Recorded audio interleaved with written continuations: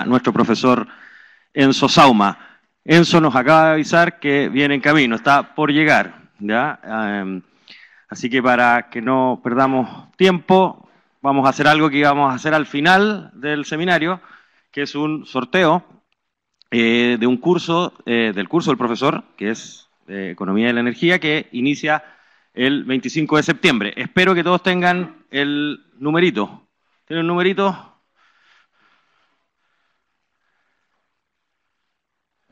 Me falta la producción.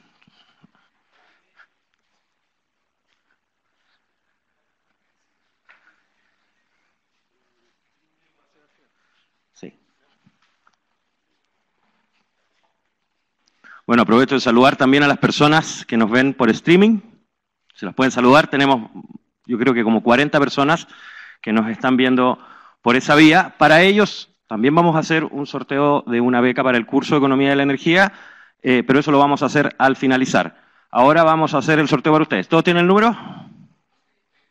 ¿Sí? Ya. Viene el tiro, la producción. A ver, un segundo.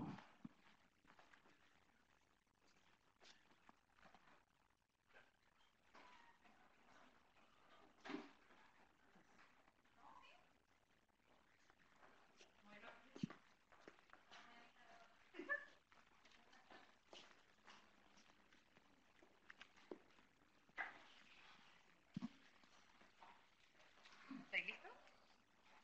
Este es para el presencial. Sí, sí, el streaming. El número 24. Felicitaciones. Adelante, por favor.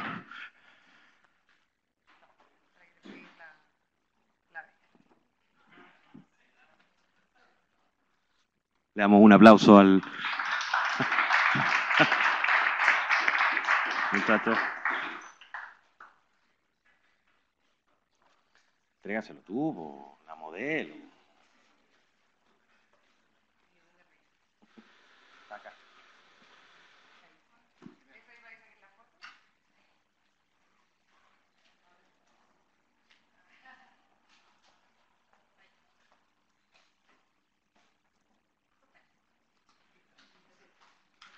Felicitaciones. Bueno, en breves minutos damos inicio al seminario.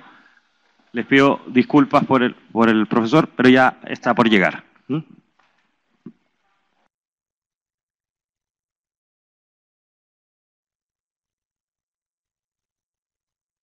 Bien, buenas tardes, bienvenidos. Disculpen el atraso, sobreestimé el tráfico que me tocó venir acá. Bien, muy buenas tardes. Lo que voy a presentar hoy día es un poco de motivación de lo que vemos en el curso Economía de la Energía, ¿cierto? Un curso que empieza el 25 de septiembre. Y que es parte del diplomado de gestión ambiental, junto a otros cursos como energías renovables, que también lo dicto yo, ética, responsabilidad social empresarial, gestión ambiental, comunicación corporativa, forman este diplomado. El curso en particular, Economía de la Energía, tiene 8 sesiones interactivas, todo online. Tiene un trabajo en grupo que van a tener que trabajar ustedes y un examen escrito, ¿cierto? Además de una presentación o una clase presencial, que vamos a profundizar obviamente en los temas de los cuales yo hoy día voy a dar una breve motivación, un breve bosquejo. Más o menos de qué se trata el curso, y por favor interrúmpanme todo lo que quieran para explicar. Como cualquier curso de economía o microeconomía, junta la teoría del consumidor y teoría del productor para explicar cómo funcionan los mercados y incorporando, ¿cierto?, distintas imperfecciones de mercado, en particular en los mercados energéticos tenemos varias características que lo hacen, que no es un mercado perfecto, ¿cierto?, no es un mercado perfectamente competitivo. Entonces vamos a analizar esas imperfecciones y vamos a ver desde el punto de vista de la teoría del consumidor cómo se forma la demanda, desde el punto de vista de la teoría del productor cómo se forma la oferta y luego, ¿cierto?, ver cómo se combinan estas dos cosas, oferta y demanda, para explicar cómo se comporta el mercado eléctrico, el mercado de los hidrocarburos, el mercado, etcétera, de lo energético en particular. Y, como les decía, en el mercado de lo energético hay varias imperfecciones que son bien características, y por lo tanto hace que es un mercado bien particular, que requiere ciertas regulaciones particulares que son interesantes de analizar, y es lo que vamos a estar analizando en el curso. Muy brevemente, en torno a este contexto, algunas de las cosas que vamos a ver en el curso. Dentro de lo que es teoría del consumidor, yo les decía, vamos a tratar de explicar cómo se forma la demanda por electricidad, la demanda por energía, y en general la cantidad que se demanda, por ejemplo, de electricidad, depende de varios factores. Obviamente uno de los factores que depende es el precio, ¿cierto? Uno consume de acuerdo a cuánto cuesta. Es una función que depende del precio, pero no solo depende del precio, depende de muchos otros factores. Depende, por ejemplo, del precio de los otros bienes, depende del ingreso de las personas, de las preferencias personales, de la experiencia personal, la cultura, etc. Ahora, ¿por qué están estas tachadas acá? Porque uno de los supuestos bastante comunes que se hacen en economía y que vamos a asumir nosotros también en el curso es el supuesto que se llama ceteris paribus. Ceteris paribus es un supuesto que dice, que significa en latín todo lo demás igual. O sea, lo que me dice el supuesto ceteris paribus es que si yo quiero analizar una variable en particular, por ejemplo, el consumo de energía, y quiero ver cómo se comporta ante cambios en otra variable, por ejemplo, en el precio, voy a suponer que todo lo demás se mantiene constante.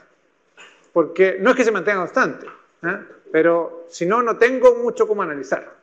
Por ejemplo, si quiero saber si el precio del petróleo sube, cuánto menos petróleo consumen las industrias, las empresas, obviamente que puede pasar de que justo la empresa está en una crisis y despidió la mitad de sus personas, de su personal, o puede ser que justo cambiaron de gerente. O sea, pueden haber un montón de circunstancias que hacen que el consumo de petróleo de esa industria cambia y que no tiene nada que ver con el precio. ¿Cierto? Pero si yo incorporo todas esas cosas, es muy difícil hacer esta relación que quiero hacer. Por lo tanto, voy a suponer que todo eso se mantiene constante y voy a establecer la relación entre consumo y precio, suponiendo que todo lo demás se mantiene constante. Eso es como el típico análisis que vamos a querer hacer.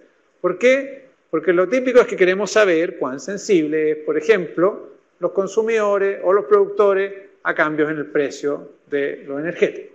Ese es como uno de los análisis que vamos a querer hacer.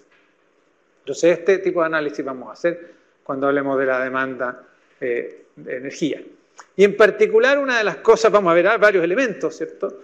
Pero uno de los elementos interesantes que vamos a ver dentro de este concepto de demanda es el concepto de elasticidad de la demanda.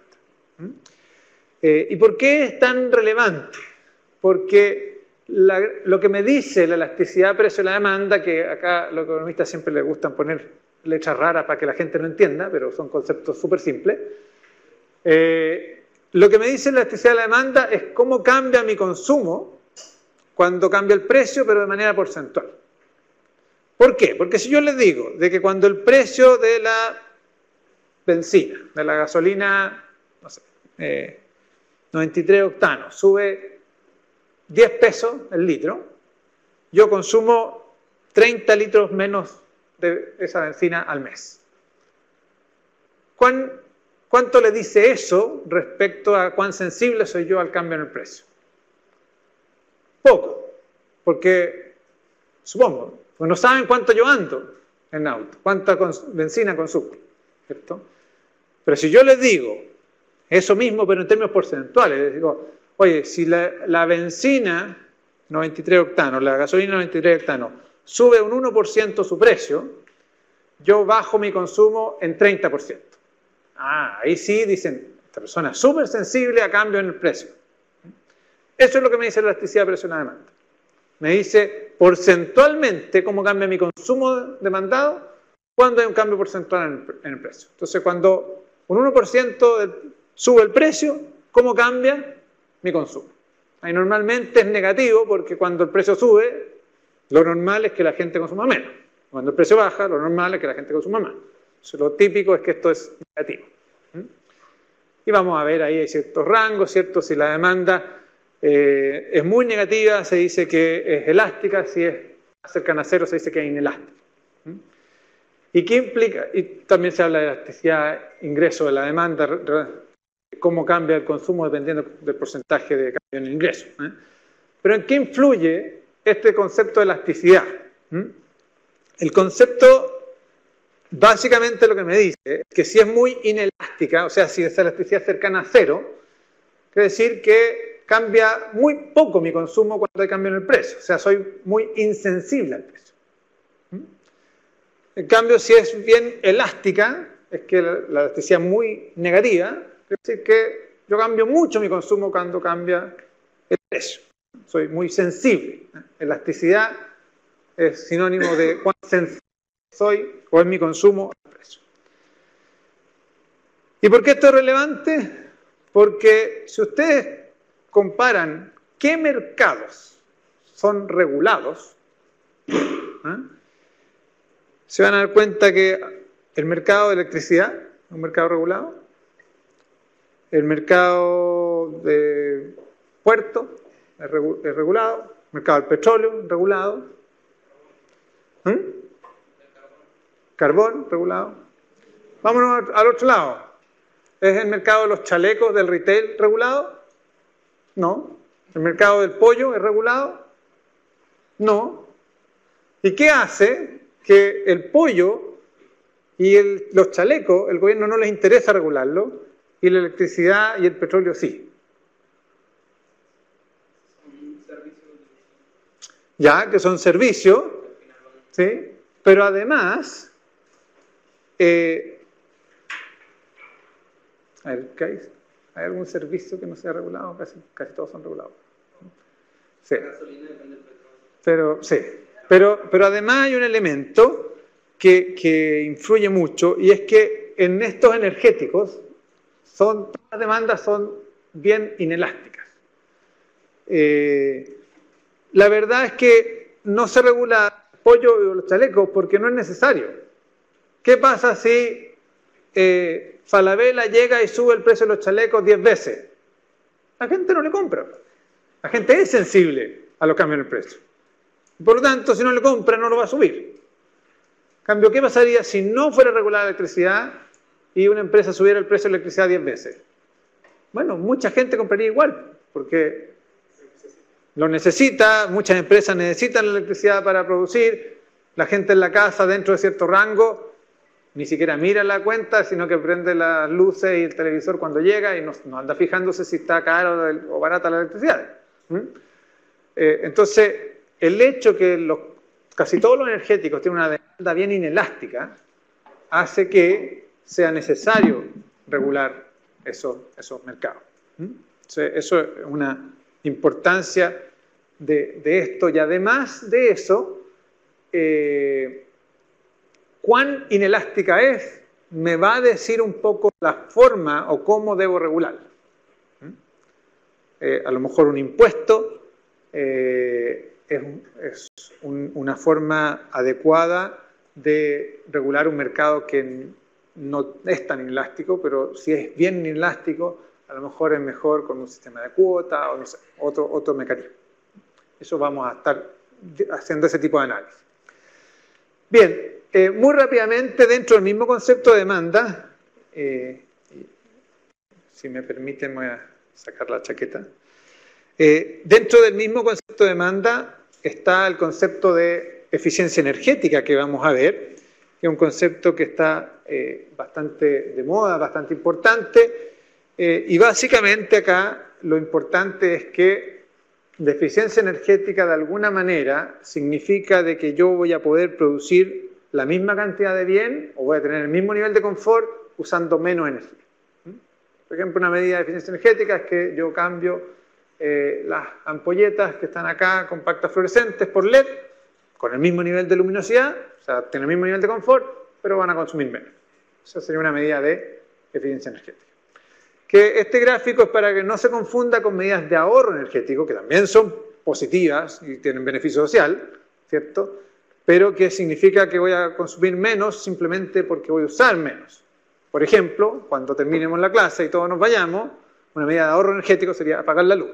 Obviamente no tiene el mismo grado de confort porque no va a haber nadie, pero va a ahorrar energía, ¿cierto? Si apagamos la luz, vamos a ver menos, ¿cierto? También ahorramos energía, pero no tenemos el mismo nivel de confort. Entonces, esa es la diferencia entre una medida de eficiencia energética y de ahorro energético. Y vamos a revisar, ¿cierto?, distintas formas de cómo en la industria, en el transporte, en el sector de energía, etcétera, se puede tomar medidas de eficiencia energética. Uno de los temas importantes respecto a eficiencia energética es que en los países de la OECD se produjo en los años 70 con la Gran Depresión un desacople entre lo que es la productividad, o sea, el Producto Interno Bruto per cápita, y lo que es el consumo de energía per cápita. Mientras que en Chile todavía seguimos bastante acoplados, ¿cierto? El tema fue que cuando fue la Gran Depresión fue justo el tema del gobierno de Allende y el paso al gobierno de Pinochet. La variabilidad de precios que teníamos en lo energético era tan alta que la Gran Depresión pasó casi desapercibida, ¿cierto? Por lo tanto, no tomamos grandes medidas de eficiencia energética y eso se nota en el acople que hay hasta el día de hoy, ¿cierto?, en el consumo per cápita y el Producto Interno Bruto. Eso ha motivado, ya lleva un buen tiempo, pero al parecer ya este gobierno se lo propuso y hay en carpeta una ley de eficiencia energética y una ley de distribución que debieran salir el próximo año para tratar de abordar este tema. Bien, desde el lado de la oferta. Del lado de la oferta podemos decir algo parecido, ¿cierto? La cantidad ofrecida, la cantidad de energético que se va a producir en el mercado depende de varios factores. Uno es el precio a que se puede vender. Hay muchos otros factores como los precios de los sustitutos, las tecnologías, etcétera, y vamos a suponer que estas cosas son constantes, ¿cierto?, para ver la relación entre precio y cantidad. Ahora, de nuevo, concepto clave acá es la elasticidad precio de la oferta, en este caso, estado de la oferta, y es lo mismo, es cuánto varía porcentualmente la oferta que produce una industria cuando hay un cambio porcentual en el precio. Y en este caso, en general, la relación es positiva. Cuando el precio sube, la empresa quiere vender más. Entonces la relación es positiva. Y de nuevo, si es cercano a cero, decimos que es inelástica, si es muy positiva, decimos que es elástica. Y eso también va a tener repercusiones sobre qué industria conviene regular o no. Respecto a la oferta, vamos a hacer un análisis un poco de los distintos energéticos. Y todavía en Chile y en la mayoría del mundo somos bastante dependientes del petróleo. Muchas veces uno se focaliza en el sector eléctrico y dice, no, ese sector eléctrico ahora tiene hartas energías renovables, etcétera, pero si uno viene al sector transporte, todavía somos súper dependientes del petróleo y de los derivados, ¿cierto? El combustible que usa el tren, el avión, los autos, etcétera, la misma calefacción de las casas, depende mucho de los combustibles fósiles, ¿cierto? Entonces, todavía tenemos una gran dependencia. Ahora, el petróleo tiene vida limitada, no sabemos cuánto va a durar, 30, 40, no sé, 50 años, pero tiene una vida limitada, ¿cierto? Y de hecho, países productores como Arabia Saudita, ¿cierto? O todo el Medio Oriente ya se están cambiando, ¿cierto?, de ser totalmente dependiente del petróleo a depender de otras cosas, ¿cierto? O ya sea de energía solar, o sea de turismo, etcétera, porque ven que el negocio del petróleo tiene alguna vía limitada. Entonces la pregunta, bueno, ¿cuál es la alternativa, ¿cierto? Porque necesitamos crecer en demanda. Lo que dice la Agencia Internacional de Energía es que vamos al año 2050 a duplicar la capacidad, o necesitamos duplicar la capacidad que teníamos en el 2005, ¿cierto? Hoy día estamos como en 20 terawatts, por lo tanto tenemos que crecer y no vamos a crecer en centrales a petróleo. ¿Cuáles son las alternativas? Bueno, podríamos crecer en centrales a carbón, que hay bastante abundante carbón, ¿cierto? El problema del carbón es que es contaminante, tiene todo el problema relacionado con el cambio climático, ¿cierto? Y por lo tanto, la mayoría de los países están tratando de al revés, limitar el carbón. En Chile, todas las empresas que están bajo la Agencia Asociación de Generadora, AG, comprometieron no instalar más centrales a carbón y ver un plan de cómo descarbonizar la matriz, ¿cierto? Eso implicó que hay una mesa de descarbonización. Yo participo de esa mesa de descarbonización, vamos en 2 reuniones, tenemos la próxima semana la tercera, y la idea en esa mesa tratar de ver cómo podemos ir haciendo el phase out de las centrales a carbón en la matriz energética. Entonces el carbón parece que no es una solución. Una solución podría ser el gas, ¿cierto? Porque el gas es menos contaminado. Igual contamina, un combustible fósil, pero contamina bastante menos que el carbón, mucho menos que el petróleo, por supuesto. Por lo tanto, el gas podría ser una solución. Ahora, en Chile no tenemos gas. El gas lo importamos. Y lo importábamos antes de Argentina. Como ahora ya no tenemos la importación de Argentina, lo traemos en barco desde Estados Unidos o principalmente de Estados Unidos. Trinidad y Tobago, algo poquito. Por lo tanto, el gas no nos sale barato. Una posibilidad es el shale gas. No sé si han escuchado del shale gas. El shale gas, al parecer tenemos buenas reservas en Sudamérica, en Chile, Argentina. No lo hemos explotado todavía. Es una posibilidad, pero no se sabe todavía. El shale gas, de hecho el shale gas, ¿han escuchado el shale gas? Sí. El shale gas es un gas que no es distinto que el gas normal, el gas natural. Pero lo que es distinto es la forma como se saca. Porque normalmente el gas se obtiene, esta es la superficie, el gas se obtiene, esta es la Tierra, ¿cierto? Y esta es la Tierra, hay un manto de gas, normalmente, por lo tanto se tiene que perforar y se extrae ese gas. Esa es la forma de cómo se obtiene el gas natural.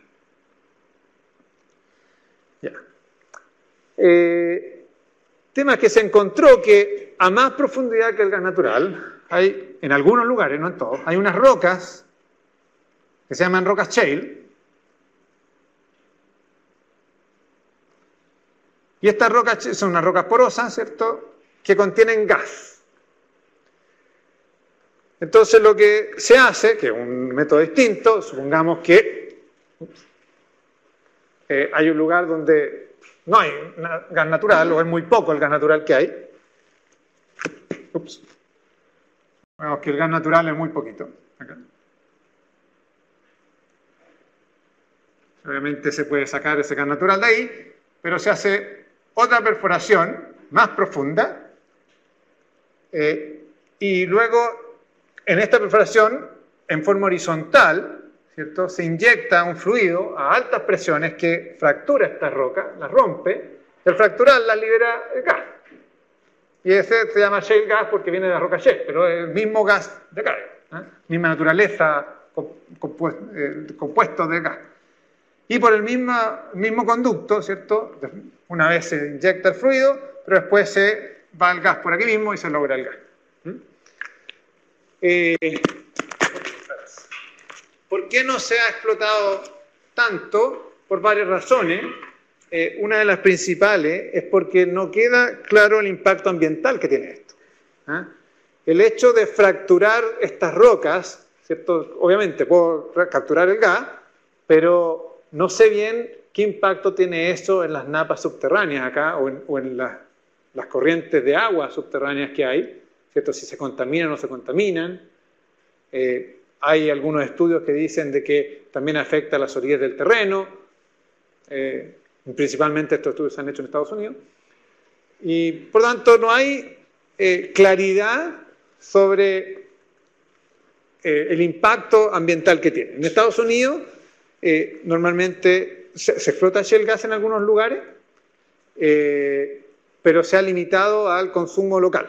No se permite todavía explotarlo ampliamente para exportar shale gas al resto del mundo. Entonces, eso es una posibilidad, bueno, pero está todavía en veremos.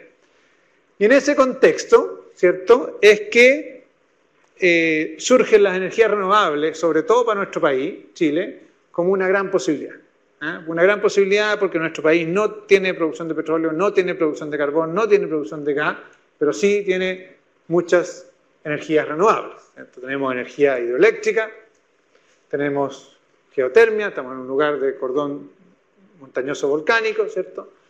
Tenemos fuertes vientos, tenemos un montón de energía solar en todo el norte y centro del país, tenemos potencial alto de energía con biomasa y tenemos un montón de costa para generar energía con los océanos, ¿cierto? Algunas de estas todavía son muy costosas, como la energía de los océanos, pero tenemos el potencial, ¿cierto? El potencial que hay en Chile es muy grande en muchas de estas energías renovables y por tanto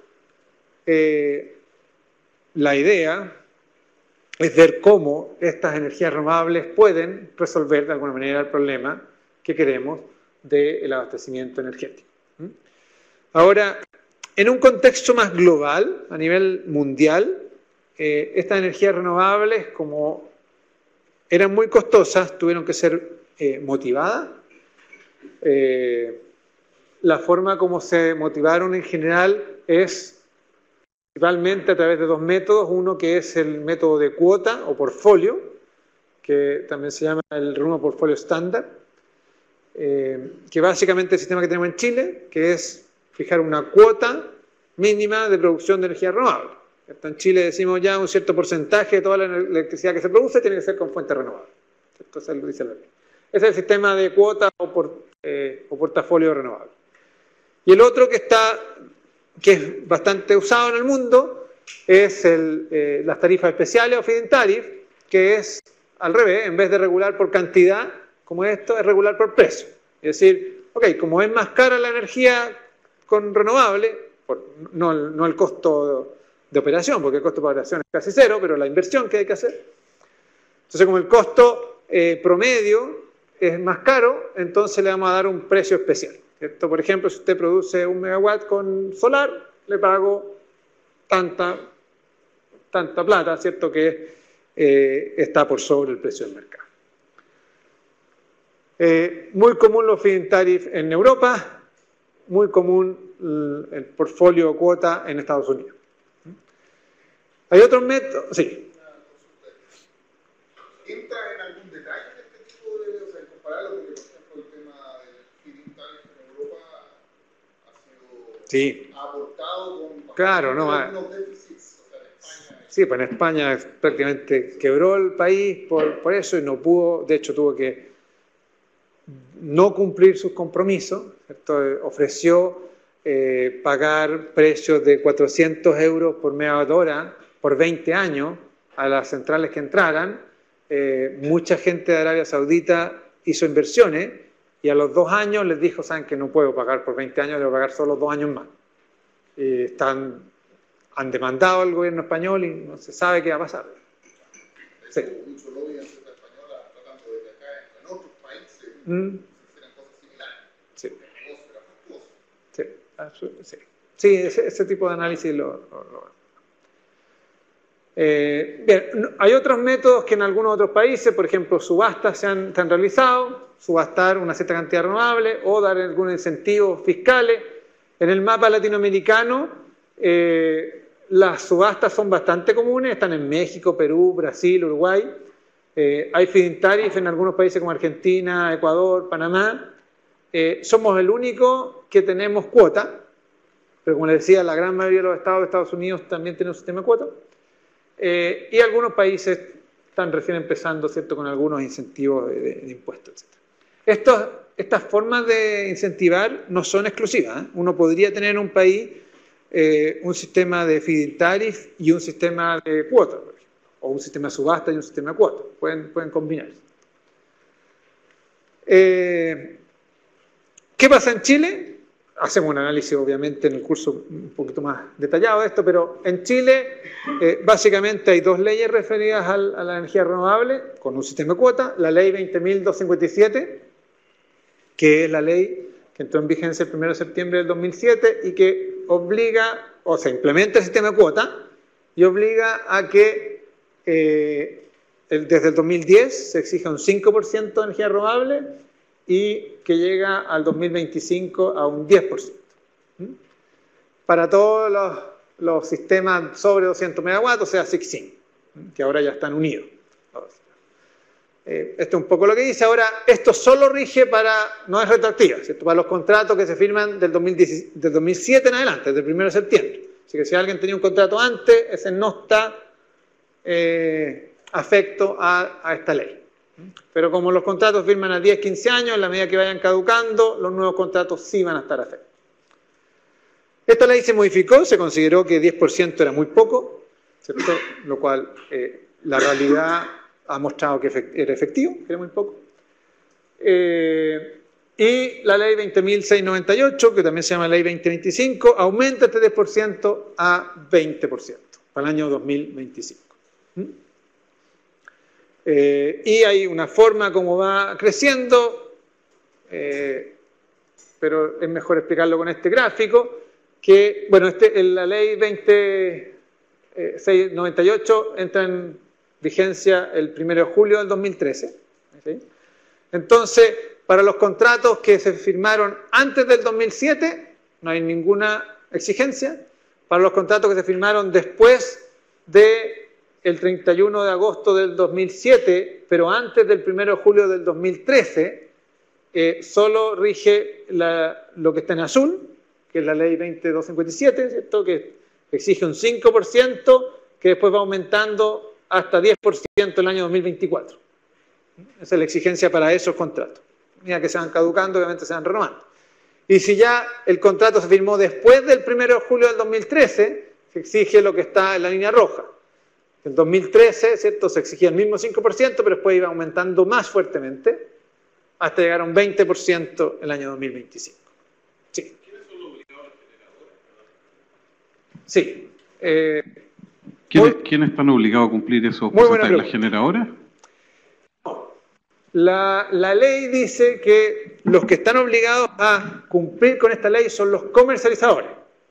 En el caso de los clientes regulados son las distribuidoras. Entonces las distribuidoras son las que tienen que cumplir con esto según la ley. Pero ¿qué pasa? Obviamente que las distribuidoras no están en el negocio de generar electricidad. Por lo tanto, los contratos que firman las distribuidoras con los generadores traspasan esa obligación. Entonces, cuando licitan las distribuidoras, le dicen al generador, ok, yo necesito que usted me abastezca tanta cantidad de energía, pero necesito que usted me cumpla con las cuotas que yo requiero, con estos porcentajes, ¿cierto? O sea, que cumpla con esto. Y si no cumple, en el mismo contrato entre la distribuidora y la generadora, le dice, usted tiene que pagar la multa, que es la misma de la ley, que son 0,4 UTM por megawatt hora que no cumplió, o si vuelve a incidir, 0,6 UTM por megawatt hora que no cumplió.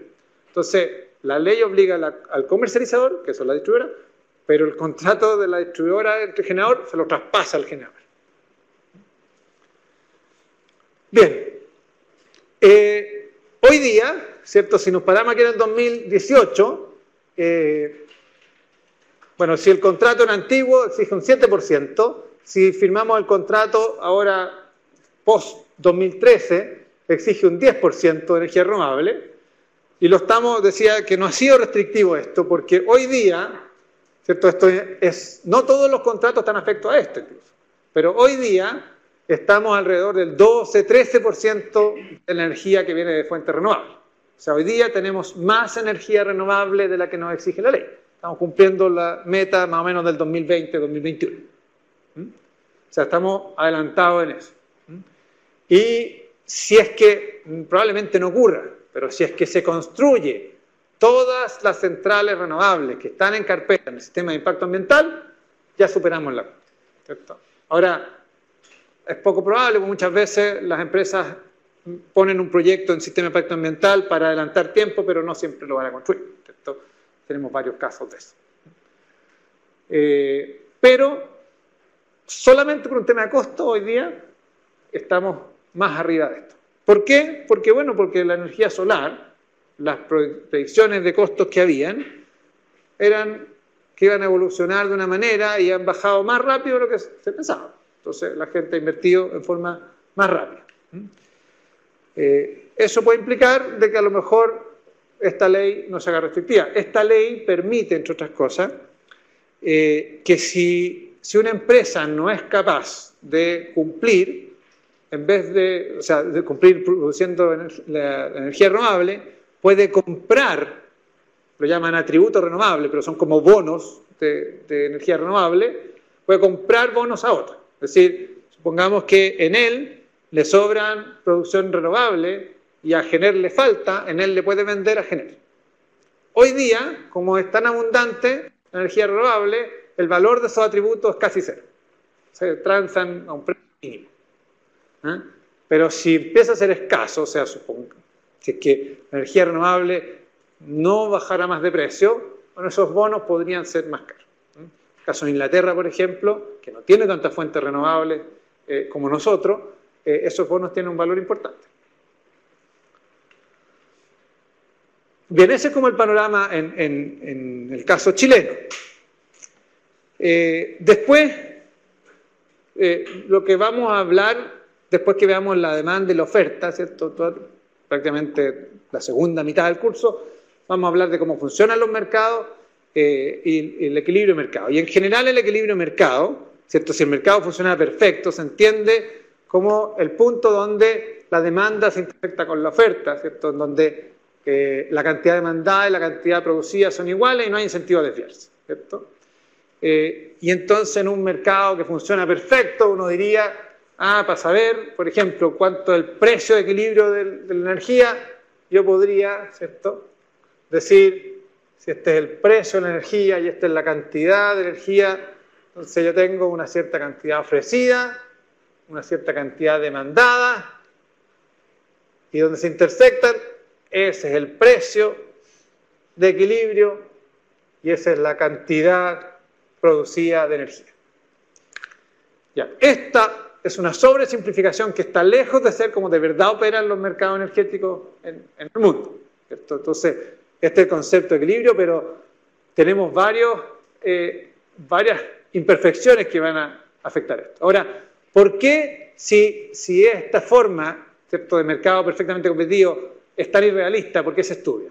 La razón en la que se estudia es porque existe un primer teorema del bienestar económico que me dice que si todos los mercados fueran perfectamente competitivos, aunque no lo son, y los energéticos menos, entonces la economía sería eficiente. O sea, se alcanzaría la eficiencia de Pareto de acuerdo a una definición que vemos ahí. Entonces, ¿cuál es la importancia de esto? Bueno, los gobiernos en general, el ministro de Hacienda normalmente quiere que su economía sea eficiente. Entonces el ministro de Hacienda normalmente va a querer tener mercado eficiente, o sea, lo que dice este teorema es que si usted cree que tener mercado eficiente, haga que los mercados sean lo más competitivos posible. ¿Cierto? Entonces, ¿por qué queremos estudiar los mercados perfectamente competitivos? No porque sean realistas, es porque ahí es donde quiere ir o apuntar el regulador. Y por tanto es interesante, tanto para la empresa como el regulador, saber a dónde debería apuntar, hacia dónde debería regular. Esa es la razón de por qué uno ve dónde debería ser el precio de equilibrio y en la cantidad de equilibrio en competencia perfecta. No es que así funciona los mercados, así no funciona, pero es donde le gustaría, ¿cierto?, llegar al regulador. Bueno, vemos varios casos prácticos, por ejemplo, el caso como el huracán Katrina afecta los precios de la gasolina. Básicamente, muy resumidamente, es que si tenemos este equilibrio entre oferta y demanda, ¿cierto?, que está acá, lo que hace, por ejemplo, lo que hizo el huracán Katrina es destruir algunas fuentes o refinería o fuentes de petróleo, de gasolina, por lo tanto lo que hace es que restringe la oferta. Esta curva de oferta se retrae, ¿cierto?, se mueve acá, y el nuevo equilibrio es que está acá, ¿cierto?, es un nuevo equilibrio donde hay menos cantidad de gasolina y un precio más alto. Entonces, simple análisis de equilibrio, ¿cierto?, me explica por qué por el huracán suben los precios, ¿cierto?, a pesar de que hay menos gasolina. ¿Qué tipo de análisis hacemos ahora? Ahora, en particular en el mercado eléctrico, tenemos un montón de complicaciones o imperfecciones que hacen que este análisis no es válido, ¿cierto? Y tenemos muchas otras complicaciones. De partida, la oferta está lejos de ser así como la dibujemos. La oferta, voy a borrar esto.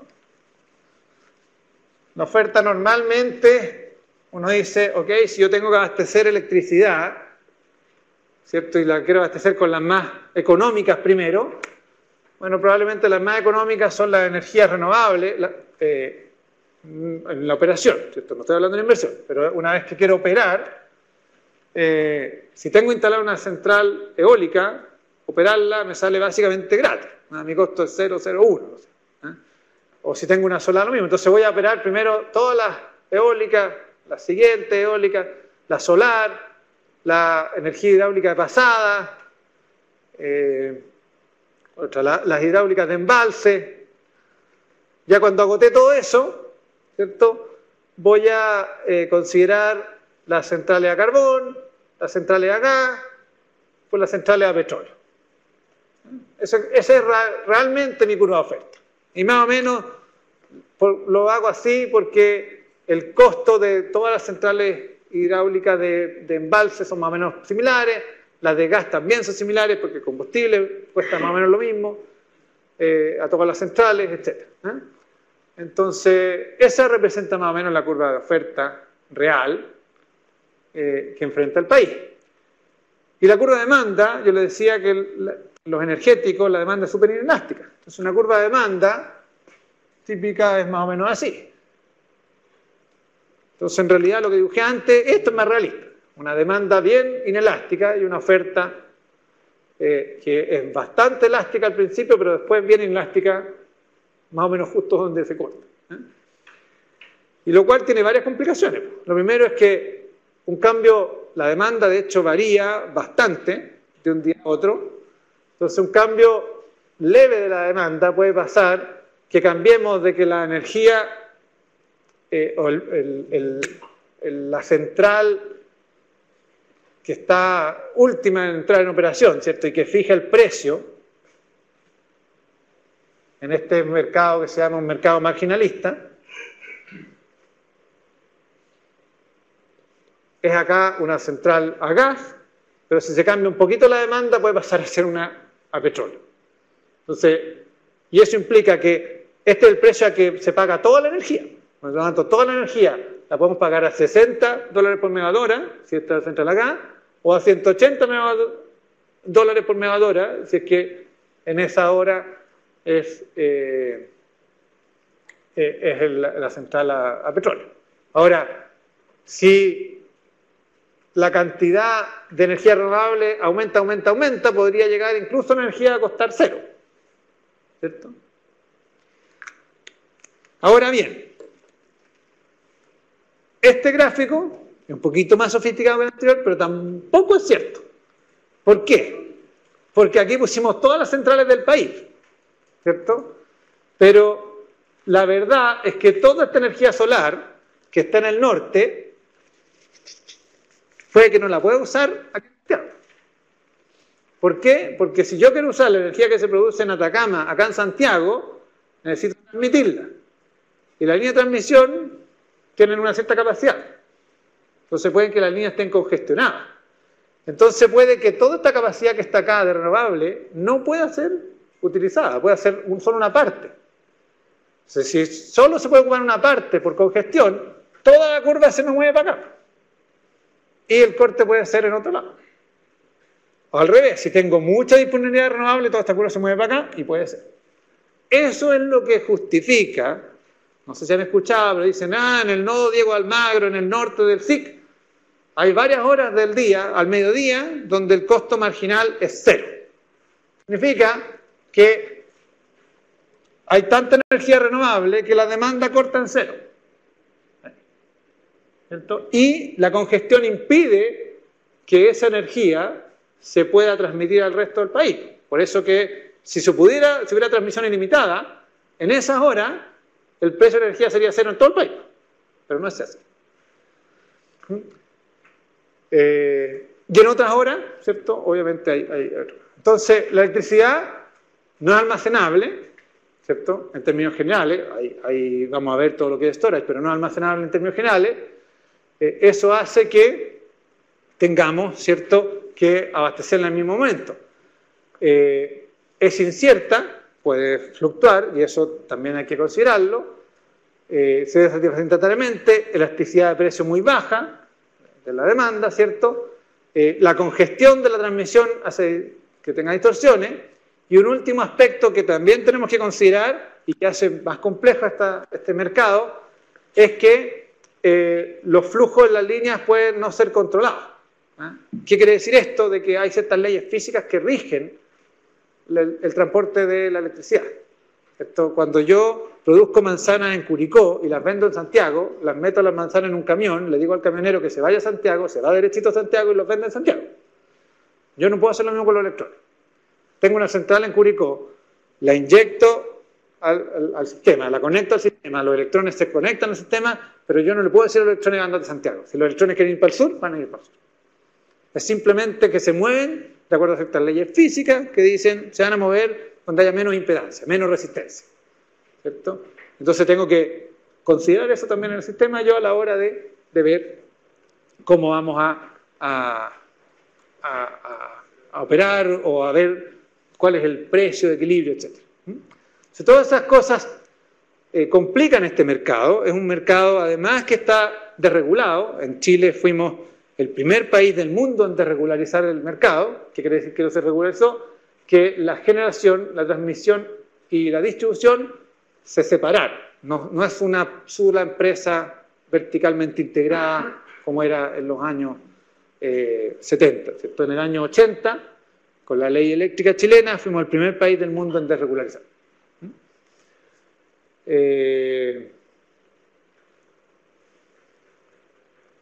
Y eso significa que hay distintos incentivos. Obviamente los incentivos o los objetivos de maximización de beneficios que tienen los generadores no necesariamente están alineados con el operador del sistema, la transmisión, ¿cierto? Y con la distribuidora, y ahí entonces obviamente que uno tiene que tratar de ver cómo opera este equilibrio de mercado en ese contexto. Aquí está un poco lo mismo que yo le decía antes, ¿cierto? El hecho que la demanda es súper inelástica y la congestión que existe en los sistemas hace que esto se pueda tener importantes fluctuaciones. Finalmente, y ya con esto termino, una complicación extra que tenemos en el mercado eléctrico es que acá hablamos de un producto, por ejemplo electricidad, pero cuando uno vende energía, no vende solo electricidad, vende electricidad, ¿cierto?, a través de los mercados de contrato o a través del mercado spot, ¿cierto?, o a través de subasta, pero también vende capacidad, vende lo que se llama ahí seguridad o reserva en giro, ¿cierto?, vende reservas de regulación, o en general lo que se llaman los servicios complementarios, que es que tiene una cierta calidad, ¿cierto? Acá queremos que la energía tenga una cierta frecuencia y que sean bien estrictos, estables, ¿cierto? Estrictos los cambios, que no se cambie mucho, porque si se cambia mucho la frecuencia o se cambia mucho el voltaje, los artefactos no funcionan, o los motores funcionan mal o distinto, ¿cierto? En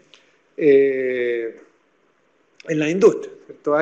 De hecho, hay un montón de anécdotas, en países, no sé, en Polonia, por ejemplo, durante muchos años el operador del sistema operó por debajo del voltaje que se requería, y eso implicó de que durante varios años los relojes se atrasaron con respecto al resto del mundo. Y entonces están en el dilema en Polonia de si llega y adelantan un día nomás para estar igual que todo el mundo o siguen atrasados. Por ejemplo, ese tipo de anécdotas pueden pasar con este tipo de regulación. Y aquí hay un montón de debates que vamos a entrar un poco más en profundidad en el curso, que están en el tapete hoy día, que tienen que ver con los cambios profundos que estamos percibiendo hoy día en los mercados energéticos, el mercado eléctrico en particular, con toda la integración de la energía renovable. Uno de ellos, por ejemplo, por mencionar algo, que tiene que ver con lo que se llaman servicios complementarios, es el hecho de que Los servicios complementarios tienen que ver con la seguridad, las reservas que hay. Tiene que ver con, antiguamente, ¿cierto? Cuando no había mucha energía renovable, normalmente se remuneraba a las empresas eléctricas por la energía. Si tú vendes tanto megawatt, te pago tanto por energía, ¿cierto? Y por la potencia también había un pago por potencia, que es pago por potencia quiere decir por tener una cierta capacidad, ¿cierto? O sea, requiero en forma instantánea una cierta capacidad, pero además necesito energía, o sea, capacidad constante durante una cierta cantidad de tiempo.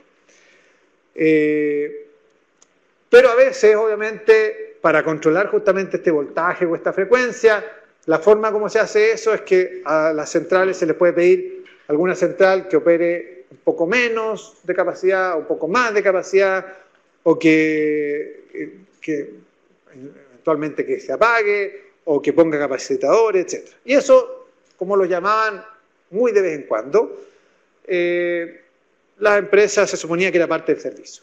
El problema es que ahora, con las energías renovables, sobre todo con las eólicas o las solares, los han empezado a llamar muchísimo más. Por ejemplo, lo típico en el norte es que el sol sale y produce suficiente para abastecer casi toda la capacidad durante el día, y después el sol se pone y ya no tenemos energía solar, por lo tanto necesito que otras fuentes abastezcan energía para la ciudad. Eso implica básicamente que las centrales a gas, que sirven normalmente de respaldo, lo que se llama una reserva en giro, van a tener que estar prendiéndose a las 6, 7 de la tarde cuando se pone el sol y apagándose a las 8, 9 de la mañana, bueno, 7, 8 de la mañana cuando sale el sol, ¿cierto? Entonces un montón de centrales que van a estar todos los días prendiendo y apagando. Y aprender y apagar una central a gas es costoso. A carbón es más costoso y además requiere más tiempo. Entonces, lo que normalmente requiere, quieren las centrales a gas es estar, no que no se apaguen, sino que ir, por ejemplo, reducir al mínimo su potencia, lo que se llama la capacidad mínima, o la potencia mínima, de manera que cuando las llamen a que suban, no tengan que estar prendiendo, ¿no? Por no incurrir esos costos. Eso es lo que se llama el ciclaje. Y el problema es que ese ciclaje ha sido mucho más común y tiene un costo. Y ese costo, que antes se suponía que era parte del negocio, ya no lo pagan la cantidad de energía. En el caso extremo de una central a gas que solo funciona en la noche, esa energía, que además es menos que la del día, no alcanza a pagar los costos, ¿cierto?, de operación como tenían antes. Entonces ahí hay todo un dilema de, bueno, necesitamos, en España, por ejemplo, se ha empezado a desmantelar una cantidad de centrales térmicas impresionante. Tanto así que en España se propuso, yo no sé si al final se aceptó, parece que no, pero se propuso un impuesto a la renovable, ¿eh? O un subsidio a las carboneras para que tengan respaldo para la renovable. Aquí no estamos pensando en eso, pero sí estamos viendo, bueno, esos servicios complementarios, cómo se remuneran. Porque necesitamos que haya el respaldo de la central a gas, por ejemplo, mientras no sea tan barato el almacenamiento, que es otra alternativa. Pero, bueno, ¿cómo hacemos para remunerar ese servicio, ¿cierto? Y la ley de servicio complementario todavía está en discusión, o el reglamento. Sí. Hay una cantidad enorme de temas, pero a ver si se alcanzan a tocar. Yo entiendo que no sé en qué país en Europa, pero hoy en día... perdón. Sí, para el streaming. Porque se están transmitiendo en streaming. Sí. Entiendo que hoy en día, no sé en qué países de Europa, pero es un mercado totalmente interconectado. Hoy en día a veces los servicios complementarios son una parte más importante que la energía en los ingresos para algunas empresas. Sí, claro. Absolutamente. Y en algunos países de Europa, en Estados Unidos también en algunos estados, hay un mercado de servicios complementarios. O sea, las empresas pueden no solo ofrecer servicios de producir energía, sino que también pueden producir servicios complementarios. Es decir, yo podría hacer una central que en vez de decir, oye, yo produzco energía a tal precio, le digo, no, yo no quiero producir, yo quiero estar de reserva por si me llaman y este es mi precio. ¿Cierto? Y a veces es más conveniente eso que producir toda la cantidad de energía. Perdón, y se alcanza en el curso a tocar temas, porque yo creo que tenemos que dar un paso más, o sea, en el sentido de empezar a ver las externalidades y los costos, ¿ya? ¿No tocaste ese un tema en cuanto a los costos de inversión y operación de las distintas tecnologías, incluyendo los ciclos de vida útil? ¿Eh? Porque hoy en día hay mucho marketing, se habla de energías limpias, ninguna es limpia, ¿eh? Totalmente, o sea, está fuera de duda de que el carbón es altamente contaminante, hay que salir de ahí, ¿eh? Pero el tema, o sea, las baterías de litio duran 10 años hoy en día y elementos más reactivos que los que tienen las baterías hay pocos, digamos, o sea, el tema del reciclado, de la disposición final, de paneles solares, de baterías, ¿eh? Y el tema de ciclado que hablaste tú de las plantas, hoy en día en el norte se está ciclando con las carboneras y al bajarlas a mínimo técnico la contaminación aumenta. Entonces hay temas que, porque desde que está en el contexto de un tema de medio ambiente también, esto entonces el claro. curso. Claro, Entonces, no, a ver, hay hartos temas en el curso, así que no todos se tocan con alta profundidad. El tema de externalidad sí lo vamos a tocar, pero no sé si va a llegar a temas de costos de cada tecnología y de contaminación en mínimo técnico, etcétera. Los puedo mencionar, pero no llegamos a un nivel de profundidad tan alto de eso. Pero el tema de una claridad, sí, digamos, porque en el fondo yo creo que hay un tema en que son las vías en las cuales se está empezando a investigar ahora, cómo hacer menos impactantes todas las distintas tecnologías. O sea, en Chile, por ejemplo, hay como una cierta demonización de la energía hidroeléctrica con embalse, ¿ya? Siendo que, claro, si uno va, o sea, en China, tremendo, o en Brasil, donde inundas bosques, ¿ya? Pero, digamos, de repente viendo embalses como los que se hacen en Chile versus bancos de baterías, en una de esas el costo ambiental hoy es menor con embalses. Sí, no, estoy totalmente de acuerdo, digamos. O sea, de hecho, a ver, yo creo que se cometieron varios errores en Hidroaicén y eso hizo mucho daño, pero yo soy un convencido de que la energía hidroeléctrica, de partida la llamo renovable. Cuando mencioné la energía renovable que tiene el país, no hice diferencia en energías renovables no convencionales, porque para mí ese es un concepto bastante complejo y erróneo, digamos. Yo creo que hay que fomentar la energía hidráulica. Es energía limpia que hay que fomentar, hay que hacerlo de forma correcta, bien hecho. Pero obviamente que eso es parte de lo que hay que seguir avanzando. Ahora, el tema de las baterías, si bien no vamos a llegar a tocar el tema de parte ambiental, sí hay todo un desafío en temas económicos. Este mismo equilibrio, ¿cierto?, cambia bastante si es que si uno mira la trayectoria de costo que han tenido las baterías, mira la trayectoria de costo 10 años atrás de las centrales de la energía de los paneles solares, y es más o menos la misma pendiente. O sea, si uno extrapola, lo cual es incorrecto, pero si uno extrapola que va a pasar lo mismo, deberá suponer y decir, oye, las baterías van a llegar a ser súper baratas y por lo tanto la electromovilidad va a aprender de aquí a 5 años. Ahora, uno no puede hacer esas extrapolaciones, ¿cierto? Pero bueno, uno de alguna manera tiene que estar preparado para ver, bueno, si pasa eso. O sea, si realmente las baterías bajan ese nivel, a lo mejor el mercado va a cambiar. ¿Y qué es lo que tenemos que hacer hoy? Bueno, lo que tenemos que hacer es tener la regulación preparada para eso. Porque lo que tenemos que hacer como país no es simplemente pronosticar mejor, porque el futuro nunca se puede pronosticar, ¿cierto? El gerente general de IBM en los años 40 dijo, ¿cierto?, esa frase que siempre se menciona, ¿cierto?, que había en este mundo espacio más o menos para 4 o 5 computadores inteligentes, ¿cierto?, que eran menos inteligentes que lo que tienen en un celular cada uno de ustedes, ¿cierto? Entonces, obviamente hacer predicciones uno siempre se va a equivocar. Lo que tiene que hacer es que en un mundo de incertidumbre profunda, tratar de tener la regulación adecuada para cualquier escenario que venga, ¿cierto? Y si no viene ese escenario, bueno, perder tiempo en regular, ok, pero estás preparado si es que viene, ¿cierto? No podemos esperar a que las baterías bajen de precio y la gente empiece a tener vehículo eléctrico y que no esté ni regulada cómo se va a cargar, a qué precio se va a cargar, etcétera. Al revés, pues mejor dejar todo regulado Y si no pasa y hay 10 personas que tienen vehículo eléctrico, bueno, hoy día hay como 100 y tanto. Si hay 200 personas que tienen vehículo eléctrico, ok, regulaste de más, no importa, pero hay que estar preparado. Pero esa es como la visión. Bien, eso era, no sé si hay más preguntas. Sí, si puede usar el micrófono, por favor. Quiero preguntar un poco por el Shell, que en Estados Unidos ya lo están haciendo y la oferta ya es bastante relevante.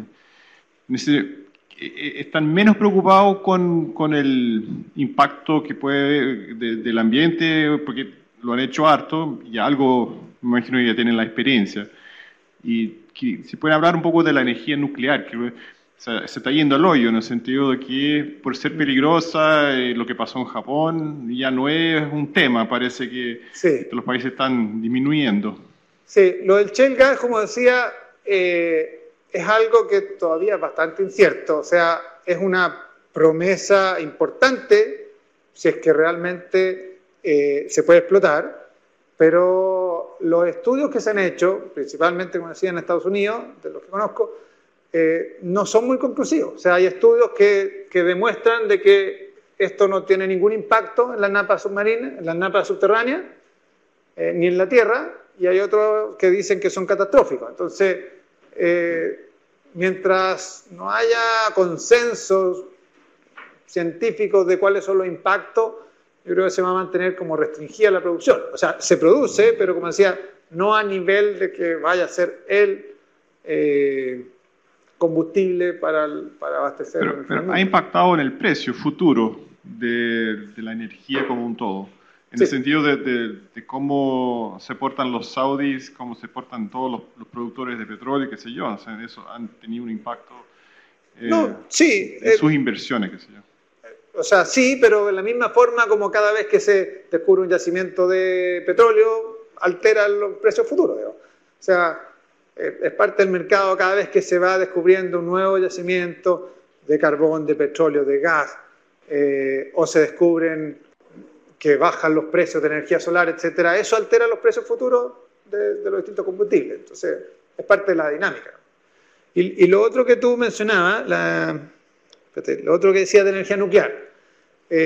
A ver, la energía nuclear, efectivamente, acá pasa por algunos eventos. El evento de Fukushima hizo que realmente los países quisieran, así como se quieren descarbonizar, se quieran desnuclearizar. Y muchos países europeos han hecho ya el compromiso de totalmente hacer el phase out de las centrales nucleares. Es medio lamentable porque yo creo que habían varios errores que se cometieron, o no errores, pero que en su época, ¿cierto?, era menos medidas de seguridad en la central de Fukushima, que no tienen las centrales nucleares actuales, ¿cierto?, que son bastante más seguras. Y de los pocos países que no están en este phase out es Francia, que depende casi exclusivamente de la energía nuclear, ¿no? Entonces hay un problema más filosófico. Pero lamentablemente eso afectó bastante en los países. Ahora, en el caso particular de Chile, si bien está lo que yo dije, de que se podrían hacer centrales nucleares relativamente seguras, yo creo personalmente, y esto es una postura solo personal, que no tiene sentido explotar la energía nuclear en Chile por ahora, porque tenemos tanto recurso natural y los precios de la energía renovable han bajado tanto que tenemos para unos buenos años explotando esa energía antes de meterse en energía nuclear. Esta es mi opinión personal. Una pregunta sobre el curso. ¿Esto es como una especie de Lego, digamos, porque se pueden armar bloques, tú tomas este curso, después otro de la parte ambiental y terminas armando un...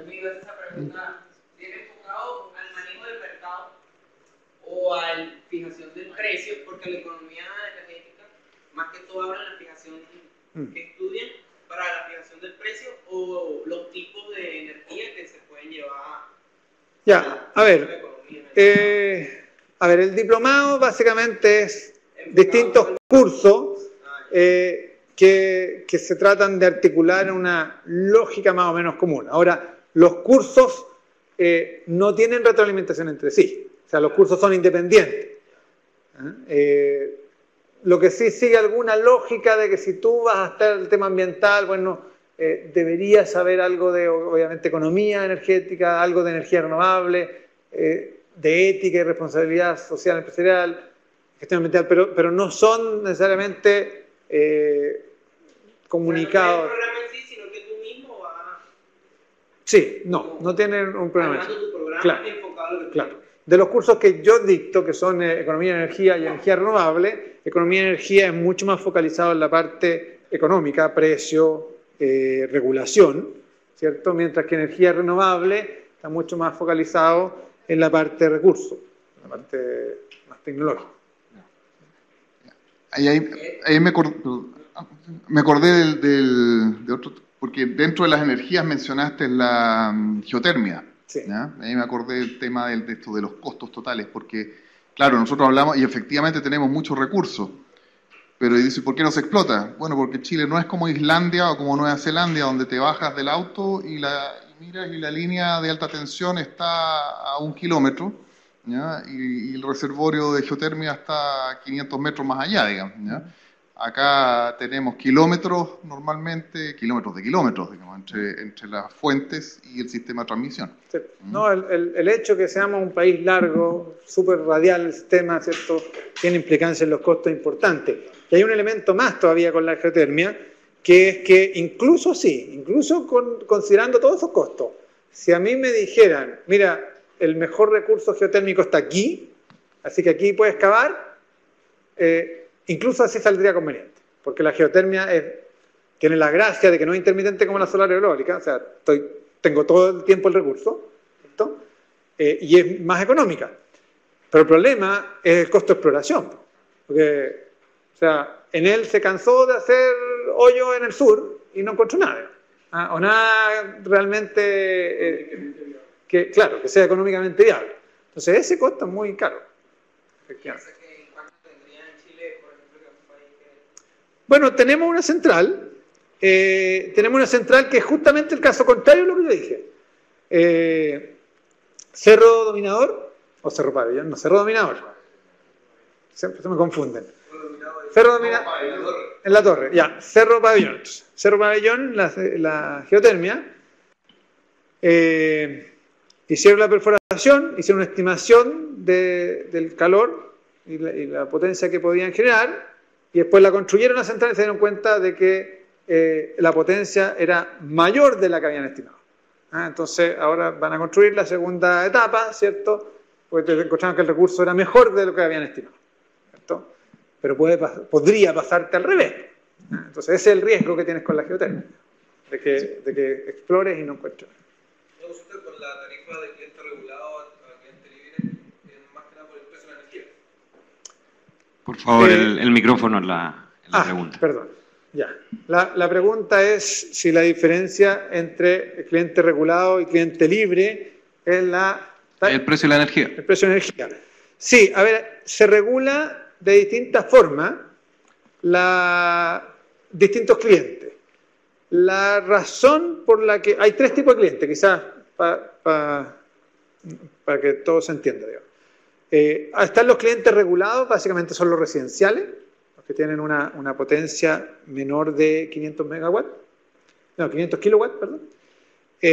Los que tienen más de 2000 son clientes libres, y entre medio se puede optar, ¿cierto? Entonces, y el otro tipo es que son las empresas generadoras que pueden intercambiar cantidad de energía si le falta una por los contratos con la distribuidora, etcétera, y eso se llama el mercado spot.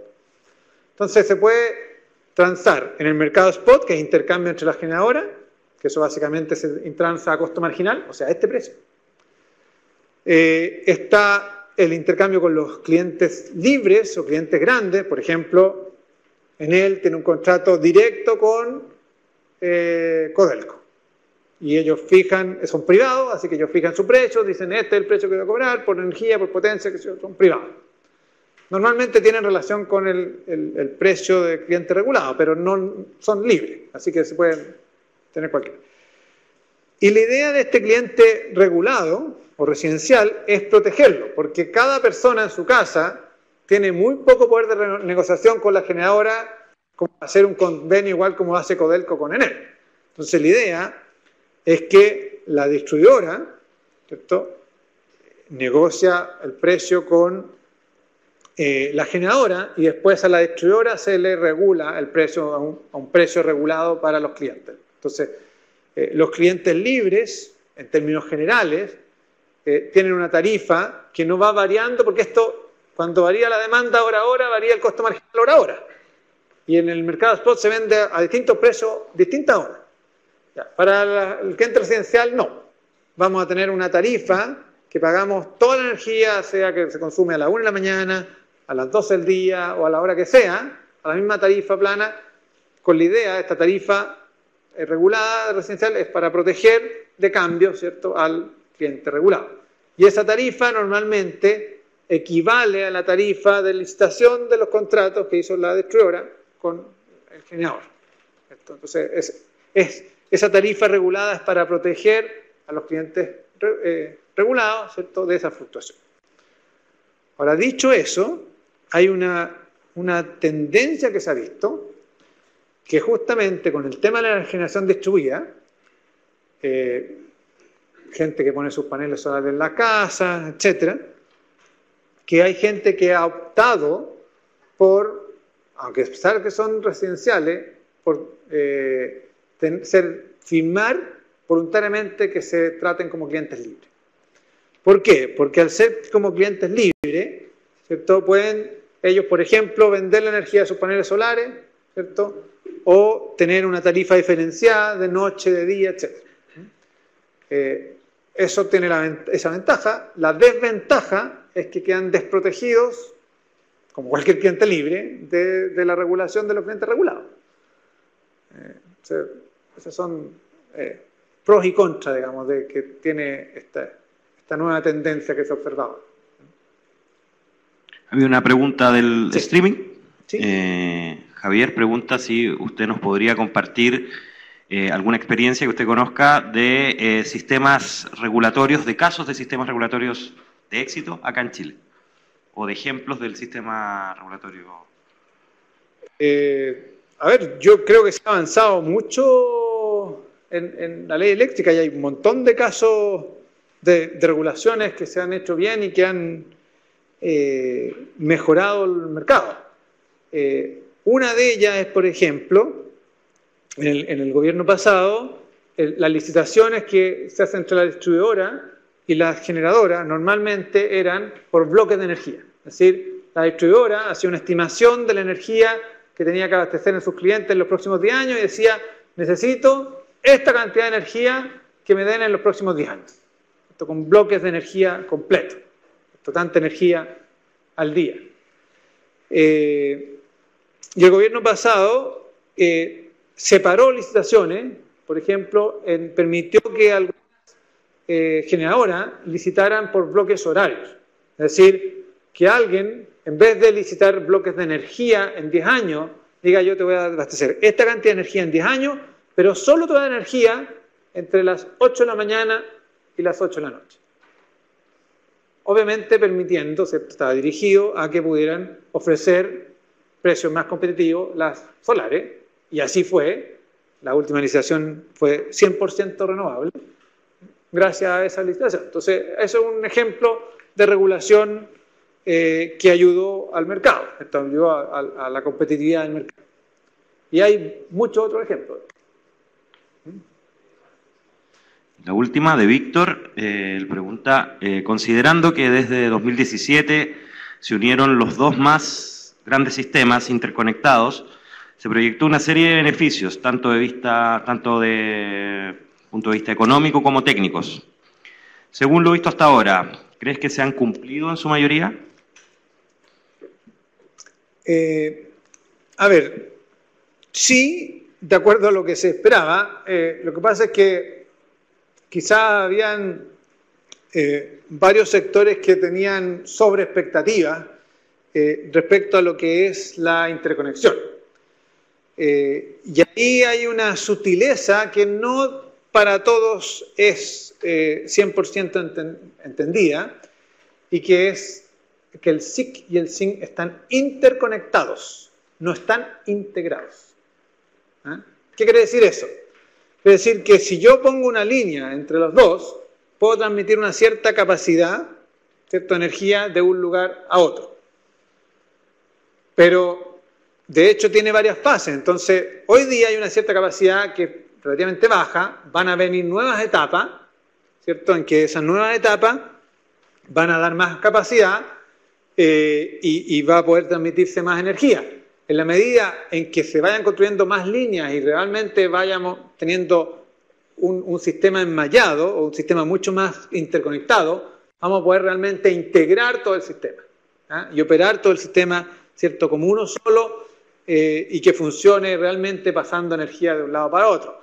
El tema de los beneficios es, de nuevo, ¿cierto?, lo mencionaba antes, es que el país es muy radial, ¿cierto?, es muy largo, por lo tanto, aunque se logre una integración de los dos sistemas, ¿cierto?, es imposible que la energía hidráulica que está en el sur sea el sistema de almacenamiento para energía solar del norte en un 100%, o es muy difícil, muy costoso.